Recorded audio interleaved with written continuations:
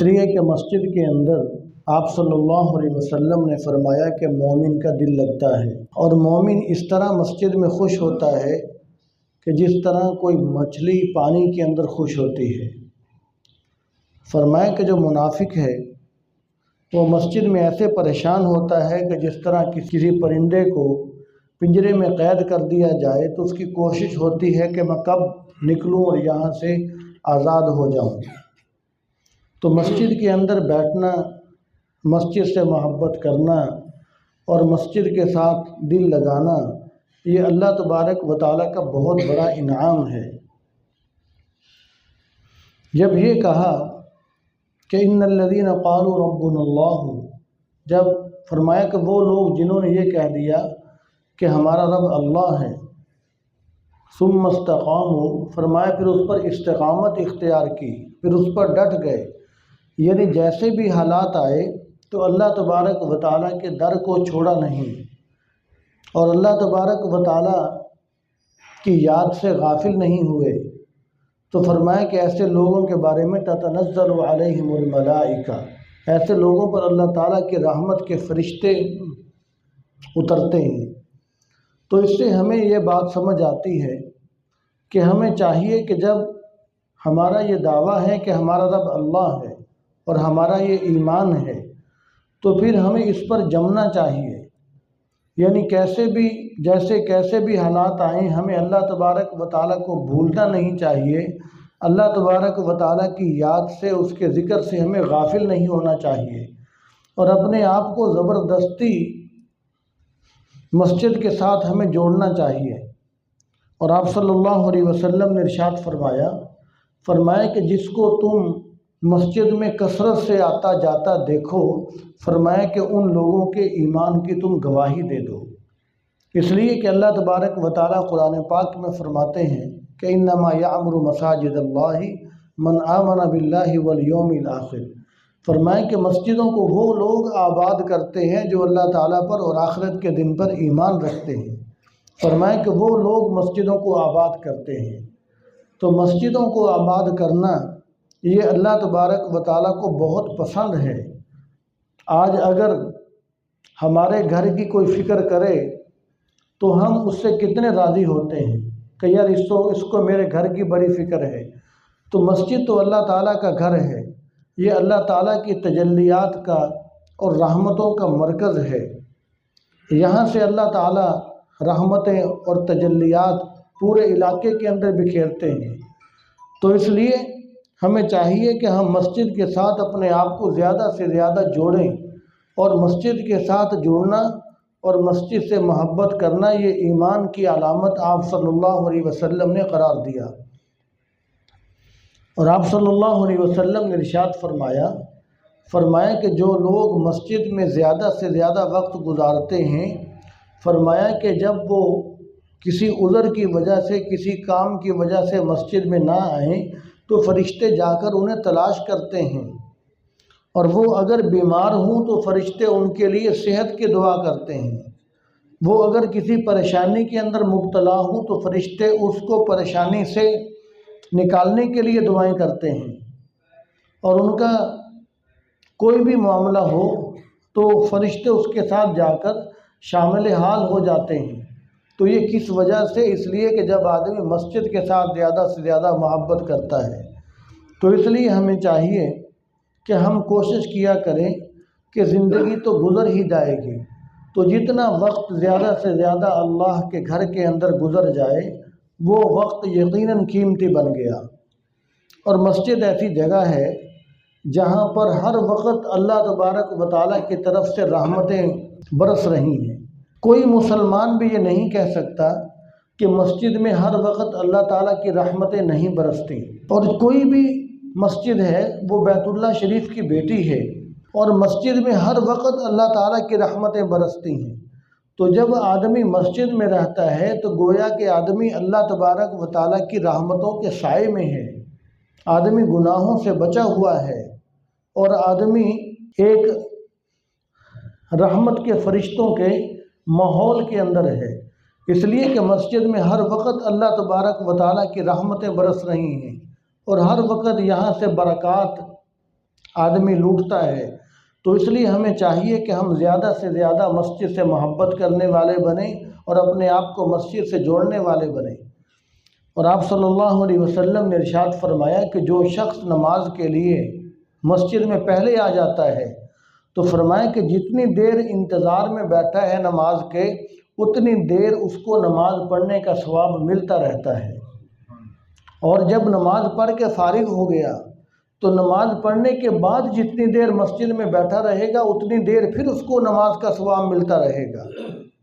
تو جب آدمی کے پاس فارغ وقت ہو، فرصت ہو اور نماز کا وقت بھی قریب ہو تو چاہیے کہ آدمی 15 منٹ، آدھا گھنٹہ، 1 گھنٹہ، گھر بھی تو آدمی فارغ بیٹھا ہی رہتا ہے، تو چاہیے کہ وہ وقت آدمی مسجد کے اندر آ کر گزار لے، نماز میں وقت سے پہلے آ جائے۔ تو گھر بھی فارغ بیٹھا تھا، مسجد میں بھی فارغ ہی بیٹھا ہے، تو مسجد میں اس کا فارغ بیٹھنا بھی رحمتوں سے خالی نہیں ہے۔ اللہ تعالیٰ کی رحمت ہر وقت برس رہی ہے، وہ بھی سمیٹ رہا ہے، اور اس کو نماز کا ثواب بھی مل رہا ہے۔ اور یقیناً جب مسجد میں بیٹھے گا تو فارغ نہیں بیٹھے گا، تو پھر کچھ نہ کچھ درود شریف، کلمہ شریف، استغفار اور کوئی بھی کلمات خیر خود بخود اس کا جی چاہے گا کہ میں یہ پڑھ لوں، مسجد میں بیٹھا ہوں۔ جب وہ مسجد میں بیٹھے گا تو باوضو ہو کر بیٹھے گا۔ تو اس لیے چاہیے کہ جتنا وقت مسجد کے اندر آدمی کا گزر جائے تو اتنا ہی اچھا ہے۔ اور جب آدمی دنیا سے چلے جاتا ہے، جانا تو ہر کسی نے ہے، تو جب مسجد میں زیادہ وقت گزارا ہوگا تو وہ مسجد، وہ جگہ اس کے لیے روتی ہے، اس کے لیے بے قرار ہوتی ہے، اس کے لیے بے چین ہوتی ہے، اور اللہ تبارک و تعالیٰ کے دربار میں اس کے لیے سفارشی بنتی ہے۔ تو اس لیے کہ نیک آدمی جس جگہ پر عبادات کرتا ہے، ذکر و تلاوت کرتا ہے، اس کے جانے کے بعد وہ جگہ اللہ تبارک و تعالیٰ کے دربار میں اس کے لیے سفارشی بن جاتی ہے۔ جس طرح آپ صلی اللہ علیہ وسلم نے ارشاد فرمایا، اس کی مثال ایک کہ آپ صلی اللہ علیہ وسلم نے ارشاد فرمایا کہ جب مؤذن اذان پڑھتا ہے تو اس کی اذان کی آواز جہاں تک جاتی ہے وہ تمام چیزیں قیامت کے دن اس کے حق میں گواہی دیں گی۔ اس کی آواز جہاں تک جاتی ہے وہ تمام چیزیں اس کے حق میں گواہی دے گی۔ تو اذان تو اذان تو حالانکہ بذات خود عبادت ہے، اذان پڑھنا ثواب ہے، بذات خود عبادت ہے، لیکن اذان تو نماز کی خاطر ہوتی ہے، نماز کے لیے بلایا جاتا ہے۔ اذان تو ایک بلاوا ہے۔ یہ الگ بات ہے کہ اذان بھی عبادت ہے، اس کو پڑھنا بہت زیادہ ثواب کا کام ہے، لیکن اذان تو ہوئی ہے، نماز کے لیے بلایا جا رہا ہے۔ تو جب اذان کے اندر ہر چیز مؤذن کے بارے میں گواہی دے رہی ہے تو جو اصل نماز ہے، جو فرض عین ہے، تو جب وہ آدمی پڑھ رہا ہے تو کیا اس کے حق میں گواہیاں نہیں ہوں گی؟ تو اس لیے چاہیے کہ ہم مسجد میں اپنے آپ کو زیادہ سے زیادہ مسجد سے محبت پیدا کریں۔ اور آج کل فتنے فساد کا دور ہے اور کافروں کی محنت اس بات پر بہت زیادہ ہے، خواہ وہ مرزائی قادیانی ہوں یا یہود و نصارہ ہوں، کوئی بھی کافر ہے، اس کی ایک ہی محنت ہے کہ لوگوں کو مسجد سے، مدرسے سے، علماء سے، دینی مجالس سے دور کر دیا جائے، اور میڈیا پر اتنا زیادہ جھوٹ بولا جائے، اتنا زیادہ جھوٹ بولا جائے کہ لوگ مسجد سے دور بھاگے، متنفر ہو جائیں، لوگ علماء سے متنفر ہو جائیں، لوگ نیک مجالس سے متنفر ہو جائیں، لوگ مدارس سے متنفر ہو جائیں، اور معاشرے کے اندر بہت سارے لوگ ان کے اس شکار کے اندر آ بھی جاتے ہیں، اس لیے کہ ان کا مقصد ہی یہ ہے کہ مسجد سے، مدرسے سے، علماء سے جب لوگ دور ہو جائیں گے تو پھر ان کو قابو کرنا آسان ہو جائے گا۔ اسی لیے آپ صلی اللہ علیہ وسلم نے ارشاد فرمایا کہ ایک عالم شیطان پر 1000 عابد سے زیادہ بھاری ہے، یعنی شیطان کو 1000 عابد سے، 1000 عبادت گزار سے اتنا خطرہ نہیں جتنا ایک عالم سے خطرہ ہے۔ تو اس لیے کہ مسجد کے اندر تعلیم و تعلم، سیکھنے سکھانے کا کام ہوتا ہے۔ تو اللہ تبارک و تعالیٰ مجھے بھی اور آپ کو بھی زیادہ سے زیادہ مسجد سے اللہ تعالیٰ کے گھر کے ساتھ محبت نصیب فرمائے اور زیادہ سے زیادہ مسجد میں وقت گزارنے کی توفیق عطا فرمائے۔ تو اب ہم ذکر کریں گے اور اس کے بعد پھر موت کا مراقبہ ہوگا، تھوڑی دیر کے لیے موت کو یاد کریں گے، پھر انشاءاللہ دعا ہوگی۔ اور موت کو یاد کرنے سے بھی آدمی میں عاجزی اور انکساری آتی ہے، آخرت کی طرف توجہ ہوتی ہے۔ تو سب سے پہلے لا الہ الا اللہ کا ذکر ہوگا۔ تو لا الہ الا اللہ کا ذکر کرتے وقت تصور یہ ہوگا کہ لا الہ الا اللہ۔ جب لا الہ کہنا ہے تو خیال یہ ہو کہ میں اپنے دل سے اللہ تعالیٰ کے غیر کو اور میل کچیل کو اور گندگی کو نکال کے پشت کے پیچھے پھینک رہا ہوں، لا الہ۔ جب الا اللہ کہیں گے تو اللہ تعالیٰ کی محبت کو اپنے دل میں داخل کر رہا ہوں۔ تو الا اللہ بعد میں کہتے وقت بھی یہی تصور ہوگا، اور اللہ واللہ بھی اسی تصور سے کریں گے، اور پھر اللہ تعالیٰ کو دعائیہ انداز میں پکارا جائے گا، پھر موت کا مراقبہ ہوگا، پھر انشاءاللہ دعا ہوگی۔ سب ساتھی 3 مرتبہ درود شریف، 3 مرتبہ سورۃ اخلاص، 1 مرتبہ سورۃ فاتحہ پڑھ کر اپنے مشائخ اور بزرگوں کو، اپنے برائے سب مسلمانوں کو اصالِ ثواب فرما لیں، اور سب ساتھی قبلے کی طرف رخ کر کے بیٹھیں گے۔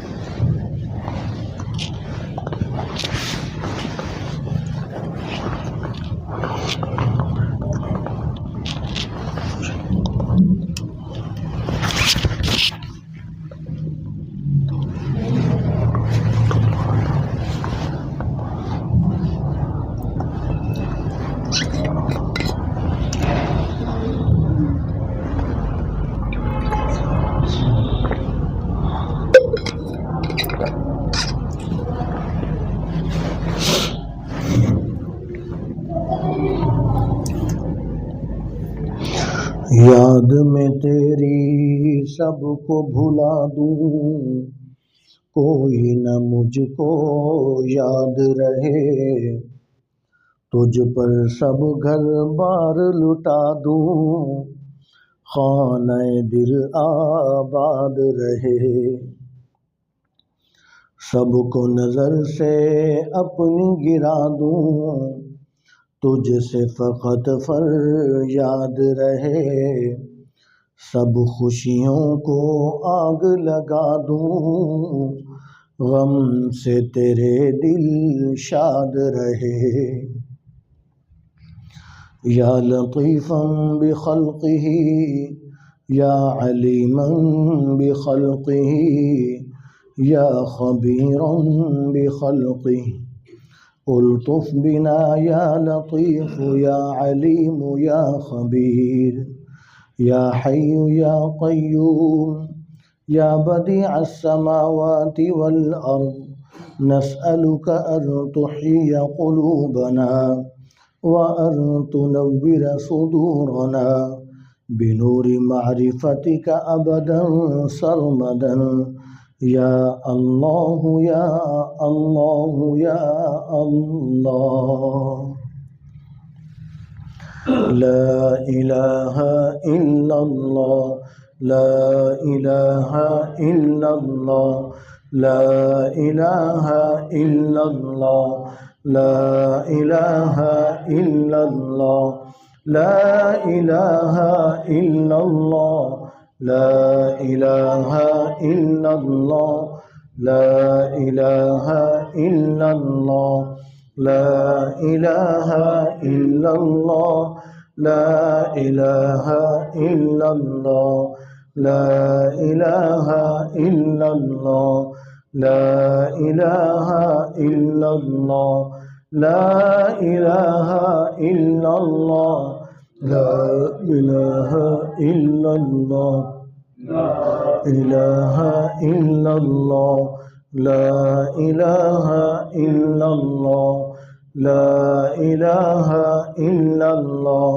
لا الہ الا اللہ، لا الہ الا اللہ،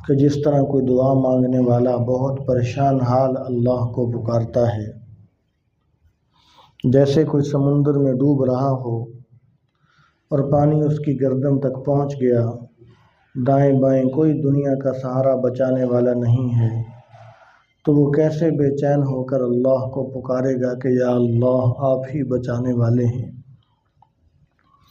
یا کوئی ہوائی جہاز میں سفر کر رہا ہے، جہاز فضا میں ہے اور گرنے والا ہے، دنیا کے سارے سہارے چھوٹ چکے، اب صرف اللہ کو پکارے گا کہ یا اللہ آپ ہی بچانے والے ہیں۔ یقیناً ہم بھی گناہوں کے غفلت کے سمندر میں ڈوبے ہوئے ہیں، نفس اور شیطان کے پنجوں میں قید ہیں، ہم بھی اللہ کو پکاریں گے پیارے اللہ ہمیں نفس اور شیطان سے چھڑائیے اور بچائیے۔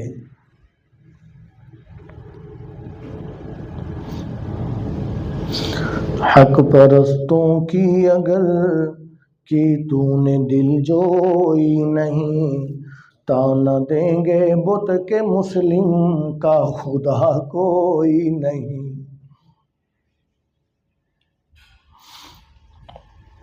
خار ہیں بدکار ہیں ڈوبے ہوئے ذلت میں ہیں، کچھ بھی ہیں مولا تیرے محبوب کی امت میں ہیں۔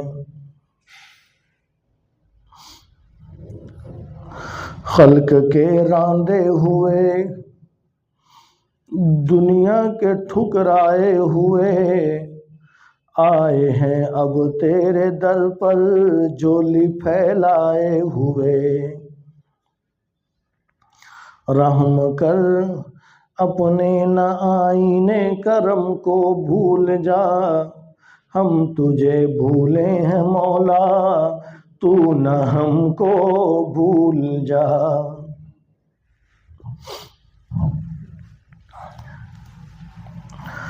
اللہ اللہ اللہ اللہ اللہ اللہ اللہ اللہ اللہ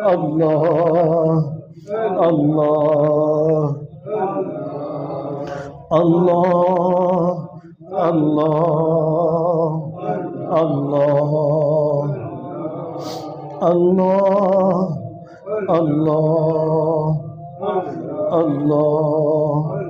اللہ اللہ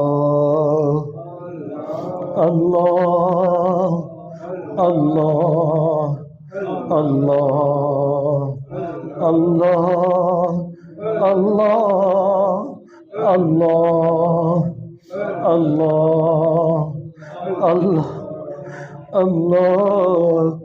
اللہ اللہ اللہ جل جلالہ عم نوالہ وعز اسمہ ولا الہ غیرہ۔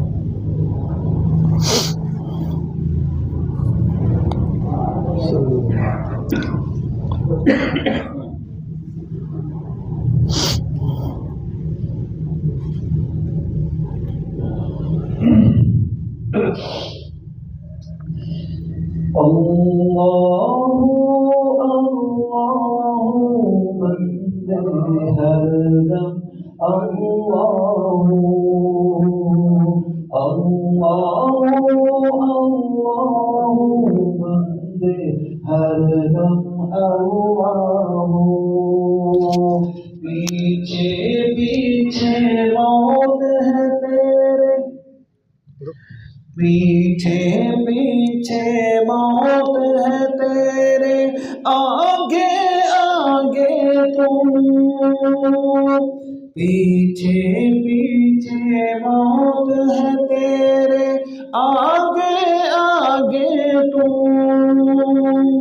پیچھے پیچھے موت ہے تیرے، آگے آگے تو اللہ اللہ بندے ہر دم اللہ اللہ اللہ بندے ہر دم اللہ تیرا میرا جیون جیسے چلتے پھرتے سائے، جو بڑھتی جائے عمر یا جیون گھٹتا جائے، موت کھڑی ہے سر پہ تیرے، موت کھڑی ہے سر پہ تیرے، جانے کب آ جائے، ایک سانس کا پنچھی ہے تو کون تجھے سمجھائے، رہ جائے گا پنجرا خالی، اڑ جائے گی روح، اللہ اللہ بندے ہر دم اللہ اللہ اللہ بندے ہر دم اللہ، تنہا قبر میں ہوگا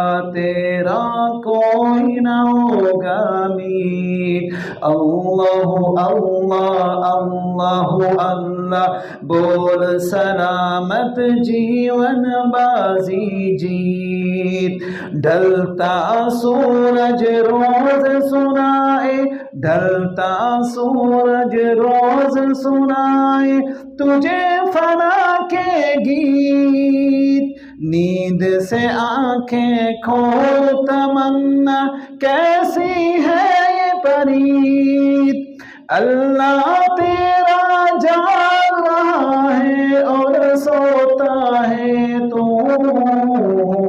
اللہ اللہ بندے ہر دم اللہ۔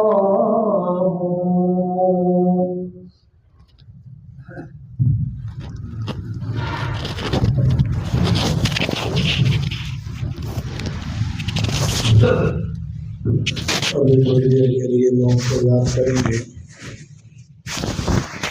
نبی کریم صلی اللہ علیہ وسلم کا پاک ارشاد ہے کہ اکثروا ذکر ہادم اللذات، لذتوں کو کرچی کرچی کر دینے والی چیز یعنی موت کو کثرت سے یاد کیا کرو، لیکن ہم نے موت کو یاد کرنا چھوڑ دیا، عرصہ گزر جاتا ہے ہم اپنی موت کو یاد نہیں کرتے، جس کی وجہ سے ہمارے دل سیاہ ہو گئے، پتھر ہو گئے۔ موت کو یاد کرنے سے عاجزی اور انکساری آتی ہے، لہذا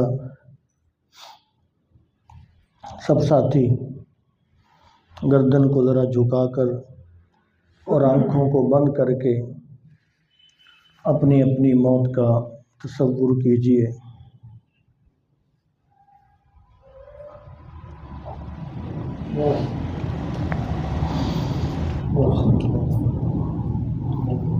اللہ تعالیٰ نے مجھے جو مہلت دے کر دنیا میں بھیجا تھا وہ مہلت ختم ہو چکی ہے، موت کا فرشتہ آ گیا اور اس نے اتنی بھی مہلت نہیں دی کہ میں اگر کھڑا ہوں تو نیچے بیٹھ جاؤں یا لیٹ جاؤں۔ اس نے آتے ہی میری روح کو قبض کیا، سب سے پہلے پاؤں سے پھر ٹانگوں سے روح نکالی، میں ہوش حواس کے ساتھ دیکھ رہا ہوں لیکن میں کچھ نہیں کر سکتا، میں بھی دنیا میں رہنا چاہتا تھا لیکن میں کچھ نہیں کر سکتا۔ میری روح نکالی گئی، میرا پنجرا خالی کا خالی رہ گیا، میرے گھر والے جمع ہو گئے۔ آج تک میں لوگوں کے اعلان سنتا رہا، آج میرا بھی اعلان کروایا جا رہا ہے۔ میرے گھر والے جو میرے بغیر رہتے نہیں تھے، آج ان کی زبان پر یہ جملے ہیں کہ جلدی قبر کا، غسل کا، کفن دفن کا انتظام کرو، وقت تھوڑا ہے۔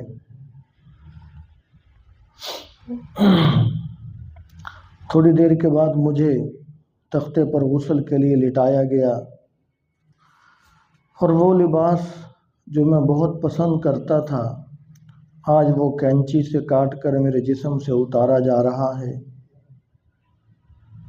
میں اپنے بدن کو دوسروں سے چھپاتا تھا، آج میں دوسروں کے ہاتھوں میں ہوں، اوروں کے رحم و کرم پر ہوں۔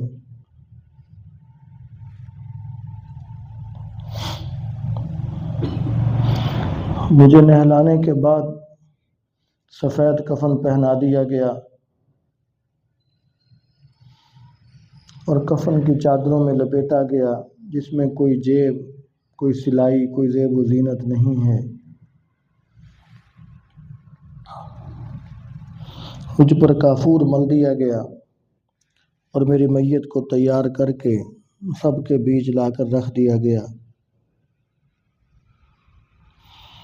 وہ گھر جس کو میں نے بنایا، سنوارا، سجایا، جس کو میں اپنا گھر سمجھتا رہا، آج میں ہمیشہ کے لیے اس کو چھوڑ کر جا رہا ہوں۔ اس گھر سے میرا آج جنازہ اٹھنے والا ہے۔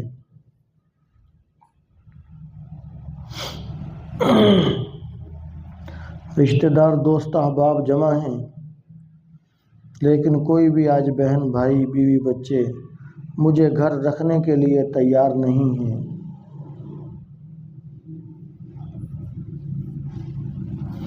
میری میت کو اٹھایا گیا، جن گلی محلوں میں میں چلا پھرا کرتا تھا وہاں سے میری میت جا رہی ہے۔ لوگ میری میت کو دیکھ کر اچھے یا برے لفظوں میں مجھے یاد کر رہے ہیں۔ اللہ کے دربار میں میرے بارے میں اچھی یا بری گواہی دے رہے ہیں۔ مجھے جنازگاہ پہنچایا گیا، وہاں لوگ پہلے سے جمع تھے، لوگوں کے پاس وقت نہیں تھا۔ امام صاحب نے فوراً میرا جنازہ پڑھایا اور میری میت کو بڑی تیزی سے قبرستان لے جایا جا رہا ہے۔ وہاں قبر پہلے سے تیار تھی، مجھے ہاتھوں ہاتھ لے کر قبر میں اتار دیا گیا اور میں بزبان حال یہ کہہ رہا ہوں،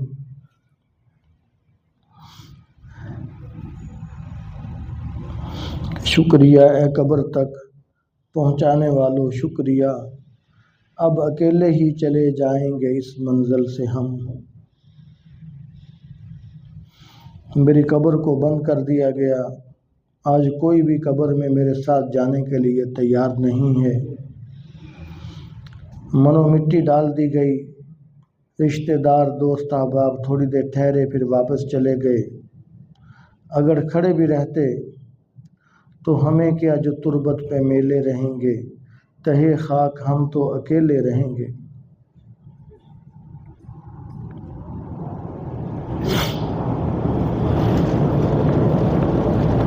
قبر میں ایسی مخلوق سے میرا سامنا ہوا جو میں نے پہلے کبھی نہیں دیکھی تھی۔ فرشتوں نے آتے ہی سوال کیا، من ربک، من نبیک، ما دینک۔ اگر میں نے زندگی میں اللہ تعالیٰ کی فرمانبرداری کی ہوگی، نبی علیہ الصلوۃ والسلام کی سنتوں پر چلا ہوں گا، دین پر عمل کیا ہوگا تو صحیح جواب دے دوں گا۔ اگر اپنی مرضی کی زندگی گزاری تو خطرہ ہے کہ کہیں یہ نہ کہہ دوں کہ لا ادری، میں نہیں جانتا۔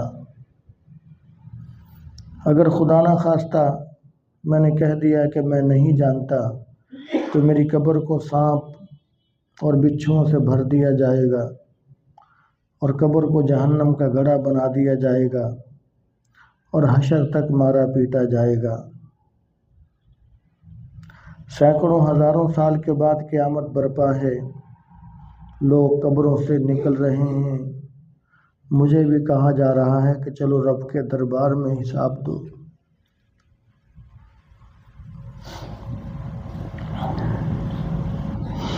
آج میرے پاس کوئی عمل نہیں ہے، میں اپنے رب کو کیا منہ دکھاؤں گا؟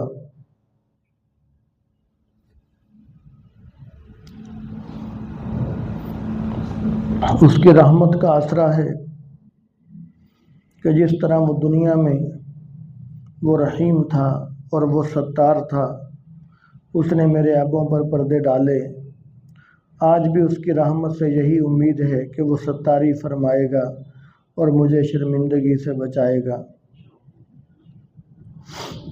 اولین آخرین، میرے ماں باپ، میرے بیوی بچے، اساتذہ سب جمع ہیں۔ آج میں پریشان ہوں کہ کہیں سب کے سامنے شرمندہ نہ ہو جاؤں، اور اللہ تعالیٰ کی رحمت کی امید ہے کہ اس کی رحمت اس کے غضب پر غالب ہے، وہ کرم فرمائے گا، فضل فرما دے گا، رحمت فرما دے گا۔ اور رحمت دو عالم رحمت للعالمین صلی اللہ علیہ وسلم کی رحمت سے امید ہے کہ آپ صلی اللہ علیہ وسلم ہماری سفارش فرما دیں گے، شفاعت فرما دیں گے۔ آج اگر نجات ہوگی تو اللہ تعالیٰ کی رحمت سے ہوگی اور آپ صلی اللہ علیہ وسلم کی سفارش اور شفاعت سے ہوگی، اس کے علاوہ کوئی اور عمل نہیں کہ جو پیش کیا جا سکے۔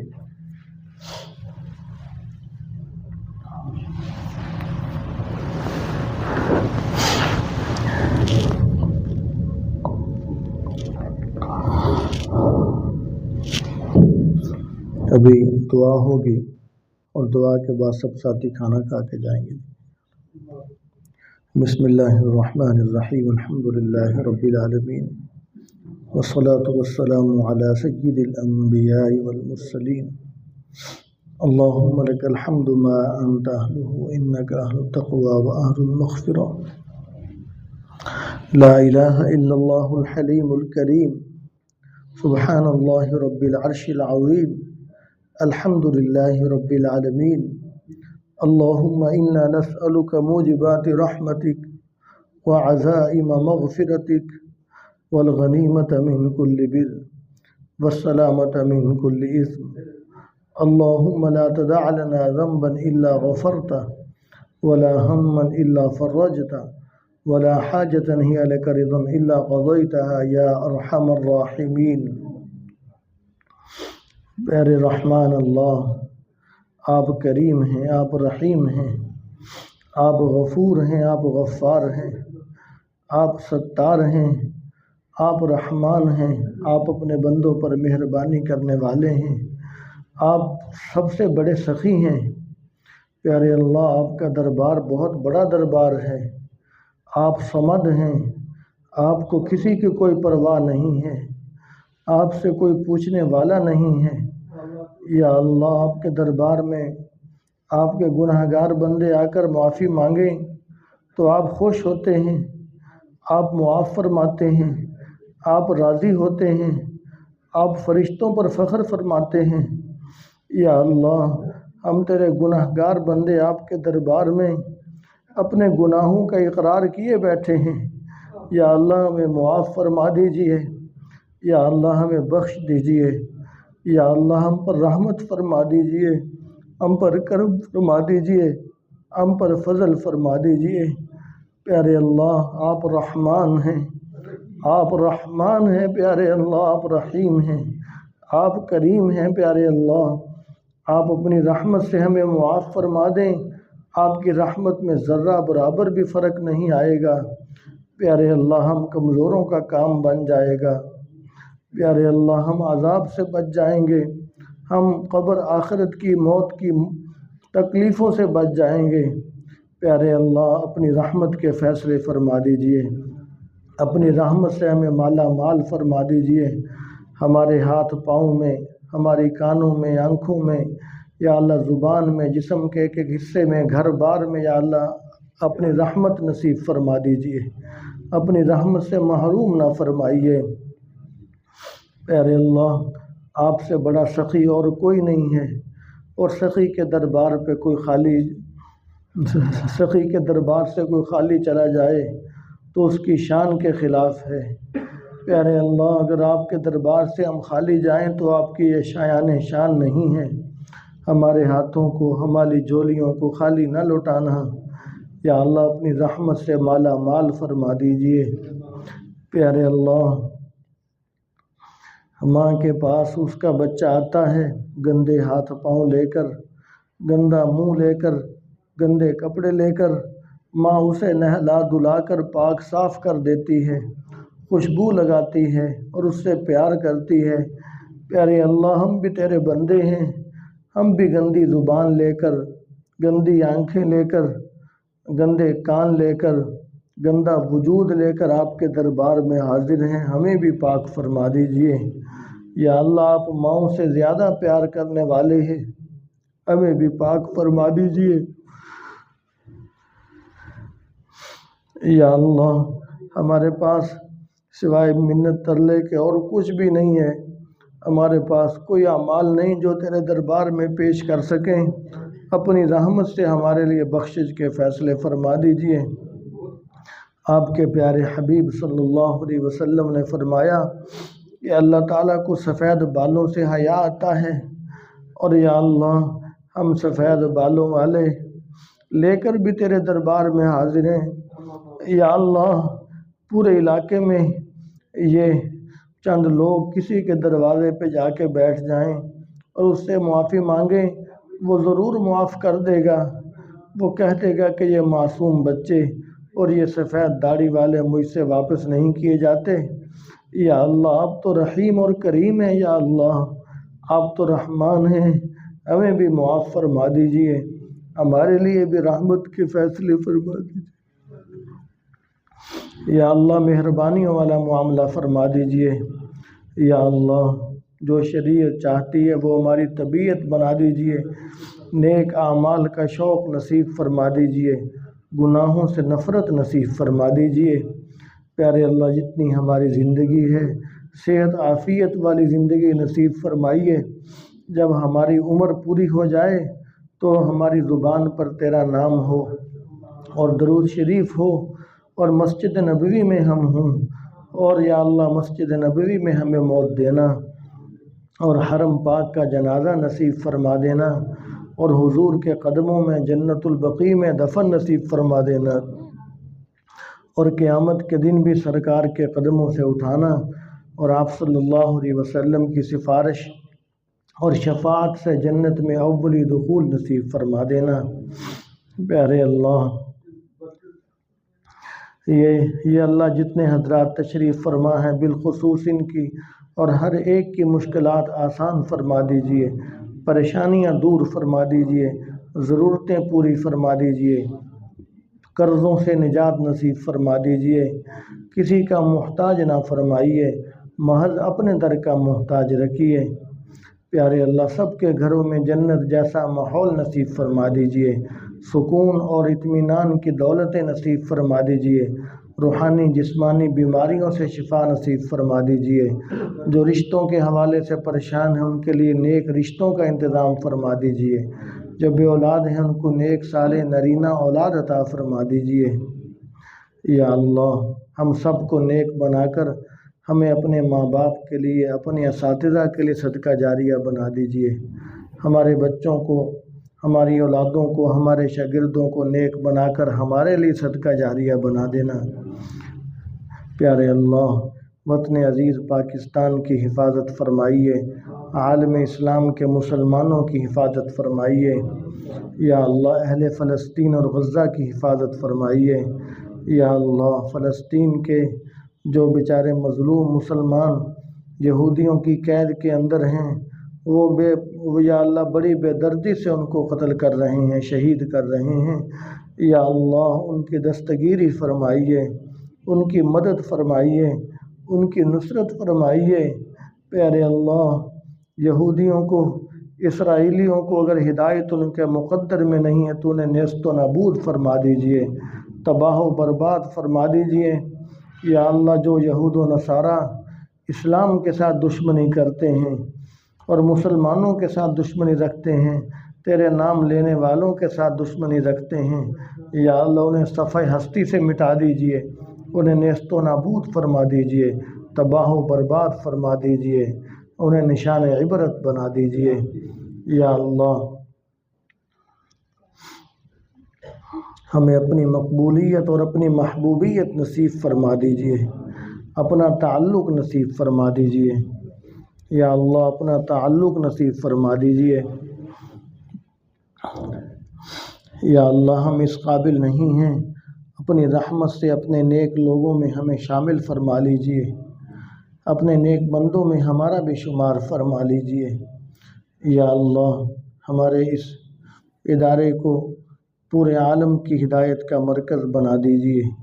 یا اللہ یہاں کا فیض پورے عالم کے اندر پھیلا دیجئے۔ یا اللہ ہم سے عافیت کے ساتھ اپنے پیارے دین کے مقبول خدمت کا کام لے لیجئے۔ یا اللہ ہماری دعاؤں کو حضور پاک صلی اللہ علیہ وسلم کے واسطے سے قبول فرما لیجئے۔ ربنا تقبل منا انك انت السميع العليم وتب علينا انك انت التواب الرحيم وصلى الله تعالى على رسوله وخير خلقه محمد وآله وأصحابه أجمعين آمين برحمتك يا أرحم